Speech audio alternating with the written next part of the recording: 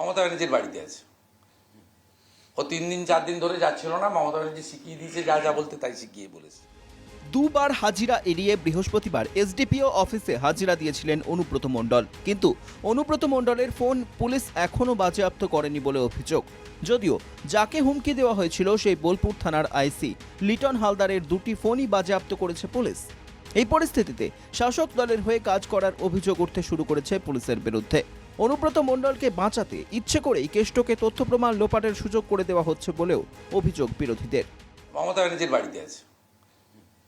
ও 3 দিন 4 দিন ধরে যাচ্ছিল না, মমতা ব্যানার্জি শিখিয়ে দিয়েছে, যা যা বলতে তাই শিখিয়ে বলেছে। সেই জন্য মমতা ব্যানার্জি কালকে আপনাদের বলেছে আমি চোখ দেখাতে এসেছি, এখানে অন্য কোনো প্রশ্নের উত্তর দেবো না। অন্য কারো ফোন থেকে হয়তো করিয়েছে। ববি একটু বলে দিবি তো অনুব্রতকে। তাহলে সেটাকে যেরকম চিট ফান্ডের সমস্ত সাক্ষী সাবুত লোপাট হয়েছে, এই ফোনটা থেকেও যাতে সব ইরেজ না করে দেয়, তাহলে দেখা যাবে তৃণমূলের নেতা অনুব্রত মনে করতে পারছে না কিছু, আর পুলিশ বলবে হ্যান্ডসেটটা থেকে কিছু উদ্ধার করা যাচ্ছে না।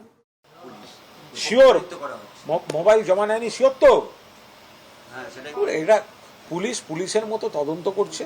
অনুব্রত মণ্ডল যেটা বলেছেন, খারাপ কথা বলেছেন, এই নিয়ে কোনো প্রশ্ন উঠছে না, নিন্দা করেছে দল এবং তাকে দিয়ে প্রকাশ্যে ক্ষমা চাইয়েছে। বাকিটা দল দেখছে, আর আইনের পার্টটা আইনের মতো চলছে। এদিকে অনুব্রত মণ্ডলকে কেন্দ্র করে যখন বিতর্ক চরমে, তখন পূর্ব ঘোষণা মতোই আগামী 14 জুন বৈঠকে বসছে বীরভূম জেলা তৃণমূলের কোর কমিটি। সেই বৈঠকে কি উপস্থিত থাকবেন কেষ্ট? অডিও কাণ্ডের প্রেক্ষাপটে কেষ্ট তৃণমূলের সম্পর্ক নিয়ে দানা বাঁধতে শুরু করেছে নানা জল্পনা। অনুব্রত মণ্ডলের ভাইরাল অডিও কাণ্ডে সরাসরি আসরে নেমে পড়েছে জাতীয় মহিলা কমিশনও। অডিও ক্লিপ নিয়ে রাজ্য পুলিশের ডিজি রাজীব কুমারকে চিঠি লিখে 72 ঘন্টার মধ্যে অ্যাকশন টেকেন রিপোর্ট চাওয়া হয়েছে মহিলা কমিশনের তরফে। যদিও জাতীয় মহিলা কমিশনের পদক্ষেপের কার্যকারিতা নিয়ে সন্দিহান খোদ বিরোধী দলনেতা শুভেন্দু অধিকারী। জাতীয় মহিলা কমিশন পদক্ষেপ করার সুযোগ রয়েছে, অ্যাকশন নেওয়ার ক্ষেত্রে লিমিটেশন আছে। পশ্চিমবঙ্গে জাতীয় মহিলা commission, SC commission, minority commission, ST commission কারোরই কোনো রেকমেন্ডেশন ইমপ্লিমেন্ট হয় না। এদের উচিত মহামান্য মহিম রাষ্ট্রপতিকে যেমন রিপোর্ট করেন তারা, সাথে সাথে সুপ্রিম কোর্টে গিয়ে বলা। কি আর করবে? জাতীয় মহিলা কমিশনের চিঠি আসবে, কি করবে সে? মনে করুন উত্তর দিল না, বা দিল সেরকম করে, তাদের কি করার ক্ষমতা আছে? তাদের এক্সিকিউটিভ কিছু এক্সিকিউশন করার তো ক্ষমতা নেই তাদের।